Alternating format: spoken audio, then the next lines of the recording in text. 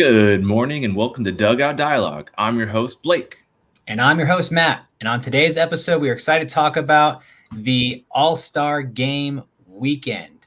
And we're going to recap it. So we're going to look and get our feel for our initial thoughts, the home run derby results, the national anthem, go through all of it. So with that, let's get your initial perspective, Blake. What were just some of your initial thoughts from All-Star Weekend? Well, you and I have talked off air about this, and we have to bring this up. MLB does such a terrible job of not making this a weekend thing. It was a Sunday, Monday, Tuesday, right? For the All-Star weekend, but we got one weekend day. That's it. It should be a Friday, Saturday, Sunday. It should be this huge thing, and MLB just doesn't do justice to their players, to giving them that exposure that they should. So I'll get off my soapbox, but that's the first thing that really kind of irks me about the weekend. I love all the swag. I love all the introductions. I'm not a big fashion guy, but I know that these younger guys are, and they want to show off like their style and their feel and their vibe, and that's all cool. And I love to see all the families participate. And but the home run derby is always kind of a heartfelt moment for me as a guy who participated in the Junior Olympics, and I love doing it. So when you got the home run derby, there were some names in here that I was really paying attention to. I really wanted to see Gunnar Henderson. I really wanted to see Bobby Witt Jr. Teoscar Hernandez. He signs with the Dodgers and goes over there and does his thing. So there was a few people that I was really paying attention to. Jose Ramirez. Did the home run derby go down in the format or the players rising to the top as you would have thought it would have gone? No, I don't think some of the guys that you were hoping, would pop off. Obviously Pete Alonso being a former winner, you expected something more from him. Looking at someone like Adolis Garcia or, Jose Ramirez. I guess I expected Jose Ramirez to probably go further just because of what he's been able to produce in his career. But, overall, it didn't quite live up to that. But, it still was, still was good. It still was fairly okay. I think the one who probably under-delivered the most was Gunnar. And so, I think you'd like someone like that who's in the competition for most home runs of the season to be up there. But, you have to deliver. That's still competition. You still got to go out there and produce. So was there anything that to you was surprising from that list? Yeah, well, again, I feel like I'm being in my soapbox here. Pete Alonso shouldn't have been in this. He was kind of like a thrown at the end because we didn't quite get the top tier talent that I think the home run derby really deserves. That could be for a few reasons. Some players don't want to do it because it messes with their swing. I totally get that. Some players just don't want the publicity of, sucking and then having egg all over their face. But Gunnar Henderson only getting 11 total home runs and Pete Alonso getting 12. Both of those guys I thought would have performed better. Marcel and Adolis, they kind of went down the way I thought they would in the first round. But Jose, Bobby Witt, Teoscar, I expected those guys. Alec was the one that kind of surprised me, hitting 21 in the first round. That one kind of surprised me a little bit. But as we got in the semifinals, did anyone stand out in that matchup for you? Yeah, I was really impressed with Alec and with Teoscar. That was a great tight battle, and Teoscar came out on top. And then in the second round, I just think Jose he under-delivered there. I was expecting him to be closer and tighter in that race. So yeah, overall, I was still impressed with how everybody performed. And I'm giving kudos to Alec Bohm because I just hope that this continues to translate. He had a really good first half of the season. He showed up and did really well during All-Star Weekend, and I'd love to see him continue that. So that's somebody I'm hoping continues this trajectory of what he's doing. Oh, for sure. And of all things, I didn't expect the final round to go as well as it did. And, for only being 13 and 14 total home runs each, it was actually a really tight final round with Bobby Witt Jr. tying the home run derby by a couple feet, maybe. That looked real close. and everyone's holding their breath thinking it's gone, and it comes up just a buck short. Man, with the run that he's having this year, I think that would have just kind of been the cherry on top for the guy. But, you know, you got to tip your hat to Teoscar Hernandez for winning it. He did a great job. And they got tired. Everyone gets tired. The home run derby is not as easy as you think it is. It's exhausting to give max effort swings for that many times. And you don't even see the swings that they take in the cage beforehand to warm up. So hats off to Teoscar. Congratulations. That was a great home run derby. Before we move on from the home run derby, we do have to address the worst national anthem of all time. Yeah, Ingrid was that. She'll go down memorably until someone else can surpass that as the worst national anthem of all time. And, you know, there are some that people don't like because of the riffs or forgetting the lyrics, like Christina Aguilera. Like there are people that definitely come up when you think of, you know, worst national anthems. But the fact that she was so pitchy and all over, you know, the place. I mean, it was something else. I wish her the best, because afterwards she came out and admitted to having been drinking and probably drunk and had checked herself in for rehab. And I commend her for that. I mean, so quickly she got on it. It was an embarrassment and is trying to take care of herself.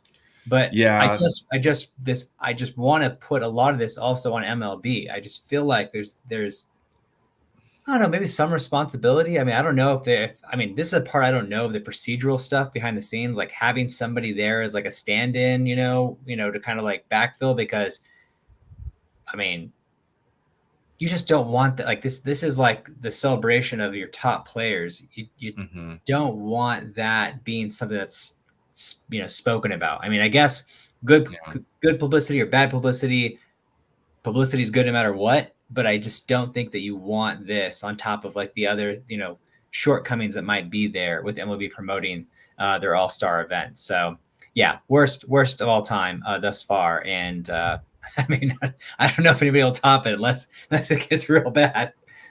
Yeah, I just want to say, Ingrid, I'm glad that you recognize it and you want to get the help that you need. And you know, we're praying for you, and we wish you all the best on your road to recovery. So I hope that you come back another time and you redeem yourself. She said that, yeah. She said that she's open for the redemption tour, and I'm down with it. That's 2025. Let's go. I'd be all for it. Sign me up. Yeah, you know, it'd be another reason to check it out. So while we got that, I'd like to transition to this, because this is like one of those few moments where I could say, you know, I kind of had something right. I mean, I'm not going to fully. I mean, it's an All-Star game. You have no idea these guys are going to perform. But going to our predictions of what we thought could happen in the game,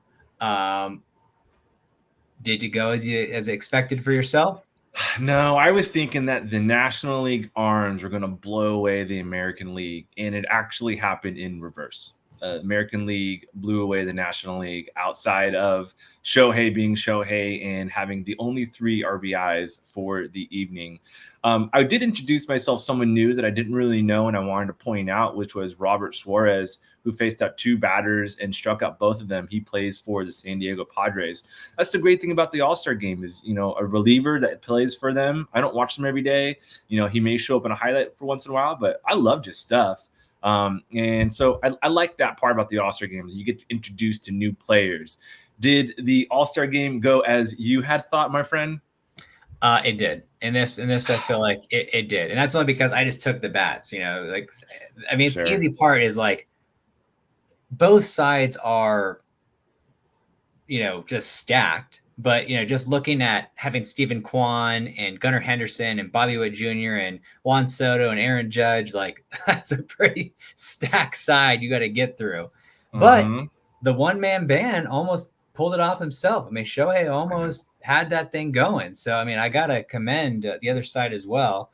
And then let me not forget the MVP of all of it. I just mentioned those guys, but the guy who had the home run for the AL side was Jarren Duran. This guy's been breakout player of the year thus far, and it's just kept that trajectory. And he's actually continued that even just post All-Star week here. So I was showing you some clips because I wanted to see where some of his improvements were. Maybe you can kind of, enlighten everybody about what some of the changes he's made and how that's helped his performance. But, all kudos to Jarren Duran and what he's doing.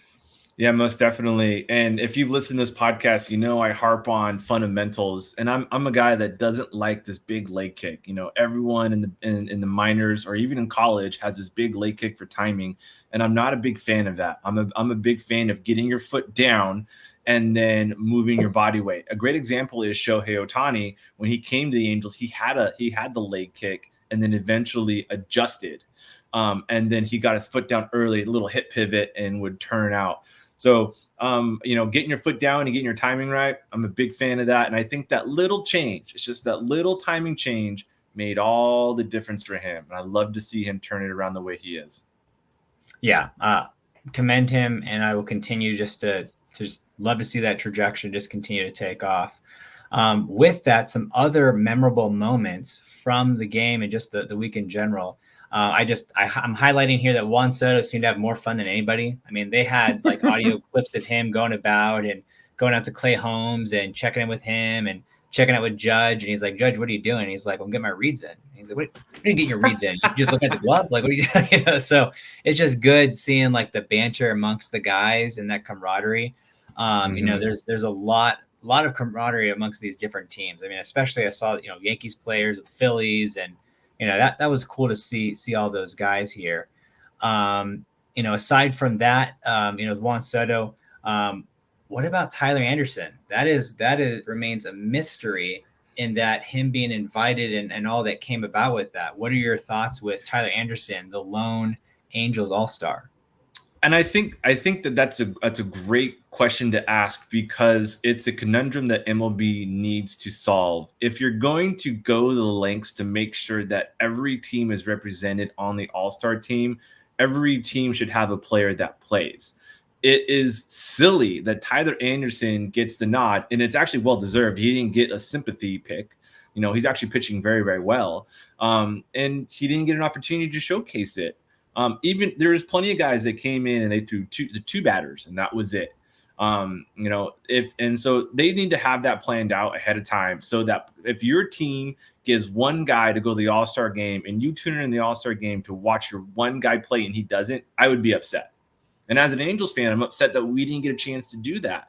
And it doesn't happen just this year. This has happened a number of times. And so I hope the MLB tries to address this problem because I think this is a problem of underrepresentation of some of these teams. Again, I feel like this episode I'm on my soapbox, but we're pointing out the good and the bad. And that's just one of those things that as an Angels fan, I would have liked to have seen some representation on the field. Yeah, and that's because this is a celebration of the best players in the game from their respective teams. And so that's the good and the bad. We point out the stuff about Pete Alonso and the national anthem, things like that. These are the good moments, like Tanner Scott from the Marlins got his shine and he performed brilliantly and he's still performing just on a ridiculous level for the team. But this is a moment where we could showcase what Tyler Anderson's doing, right? Like what do the Angels have to offer? Because otherwise you would look and be like, there really isn't too much going on here, which kind of downplays it. So not going to harp on that too much, but just kind of point out the good and the bad way out here. So ticking back up to the good, Paul Skeens gets the ball first for the NL and delivered. He has been everything and more that the Pittsburgh Pirates could ever have wanted. Not only is he coming up and just shoving the ball, he is doing fantastic. Comes up as a rookie, takes command at the head of the rotation, gets nominated the All-Star game, gets the nod to start, comes up and kills it. And not to mention, if you saw the guy on the red carpet, he's having the time of his life. The dude is just vibing. I love to see it. Great job, Paul. I'm sure this is not the last time we're going to see him there in the All-Star game. Please, Pirates, make the playoffs, please. I want to see it. I want to see Paul Skeens. I want to see Jared Jones, Mitch Keller. I want to see this young rotation, young team. Please, I would love to see it. And yes, him getting the nod and delivering. It was anticlimactic. I really did not. I mean, the build up. Him and he tore through that first inning. Like there just wasn't really a battle going on. He won. Yeah. It was over. So that part was anticlimactic with that buildup. But I mean, the guy's delivering, and the Pirates could have asked, like, let's draft an ace, and he'll start for us the very next year and be an ace. Well, done. Check. I feel like a lot of teams are doing that these days with these high prospect college players. It's you finish college, you come in the rookie, you go to single A, double A, triple A. Oh, you did okay? Come on up. We could use the help. Come on up. I don't think anyone did on his trajectory, though. I mean, he just – that's true. I mean, he just – and now is in line, definitely for Rookie of the Year. But if he keeps this up, I don't know how you can't consider him for Cy Young. And he didn't even pitch the whole year. Yeah, that'll have to be a conversation we have, because that's a very valid point. He is performing at such a high level that we have to recognize it. As for Rookie of the Year, that almost seems like a slam dunk. Yeah, that's like a slam dunk now. There are some great guys. I mean, his own counterpart, Jared Jones, but Jared Jones currently IL right now. There's still great guys that are there, but he's just on a different level. But with that, I don't know if you want to jump too fast there, but breakout guesses for the second half, because now we've had the conclusion of the first half. We've had our festivities with our best players. There's always guys that can't keep it going, break out. I think with the guys you're looking at second half of the season. So I think that the second half of this season is going to be really interesting from a couple different perspectives. I think that you're going to see some teams go all in on selling and all in on buying, because some of these teams are really in a win now scenario. And I also think that there's some fringe teams that are going to have to be really competitive. If I was to kind of guess what the second half looks like, I think that the cream of the crop continues to stay up there. You're going to have the Dodgers, you're going to have the Yankees, I think that someone to pay attention to would be the Royals, the Guardians. And I have a thought that the Seattle Mariners are going to fall off, which they already have, because the Houston Astros have caught them, but I wouldn't quite give up on the Texas Rangers either. So I think that there's going to be some more shifting. We've already gone through about 60% of the season, so I think that there's going to be some changes that are going to come with trades. But I'm looking forward to that part. I'm looking forward to the trade deadline and taking a look at where are teams' heads and what direction do they want to head. And with that, what do you think the second half of the season is going to look like? I just have one player in my mind that you and I have talked about that I just got to think that it has to turn around, is Matt Olson. I just got to think that he has to bring it back. And I say that because, one, it was reported today that the Atlanta clubhouse met, no coaches, players only meeting, and it must be to kind of regroup. And it's surprising they have to say regroup, because they're still 54-45 for a team that you feel like has under-delivered, especially with their bats, especially also with Ozzie Albies going down with a pretty big fracture. So Matt Olson has got to step back up, and I feel like it's got to have a good second half of the year. They're trailing the Phillies by 9 games, and they're still in this for a wild card for sure. But just to give themselves a means of competing, because they got Chris Sale that is dealing. And they also now have Max Fried who fell off. So there's just a lot going on with that team. So that's where my initial focus is. It's just that team and that player. But I could go after some other headlines. Is there anything additionally that you would add for that? No, not really. I'm curious. Again, I just go back to the trade deadline, because you could have someone like, again, Tyler Anderson with the Angels, a front of the line guy who's got one more year. You got Vladdy Jr., who's going to be a free agent this next season. Maybe the Blue Jays trade him for a handful of prospects and he can go join a team that needs bats. Hello, Seattle. I'm curious how the shift of power takes place, and I'm going to keep my focus there. And as we start to cover what those trade possibilities look like and what actually goes down, I think for in the short term, that's where my head's at. I think that's good. And I like that you highlighted the Royals. They're in a great spot to make a move for something, just kind of get further into a wild card spot. So yeah, we'll continue to see what happens at the deadline. Awesome. Well, thanks for tuning in to Dugout Dialog today. We hope you enjoyed our discussion. If you have any questions for Blake and myself and you'd like for us to answer them on the show, you can connect with us on all social media handles like X, Facebook, Instagram, and YouTube, or even by email at dugoutdialog@gmail.com. Until next time, I am your co-host, Matt. And I'm your co-host, Blake. Thanks for tuning in to today's show at Dugout Dialog, and we'll see you in the next episode. Talk to you later, amigo.